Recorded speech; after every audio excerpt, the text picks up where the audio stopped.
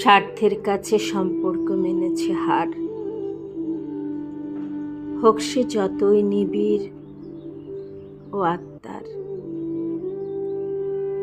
স্বার্থ যেখানে আঘাত পায়, সম্পর্ক সেখান থেকে অনেক দূরে চলে যায়। ভাইয়ের সাথে ভাইয়ের, বোনের সাথে বোনের, এমনকি পিতামাতার সাথে সন্তানের। সে যত বড় সম্পর্কই হোক না কেন,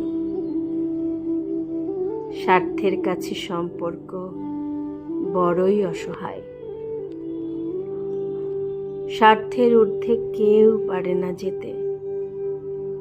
বন্ধুত্ব কিংবা আত্মার আত্মীয়,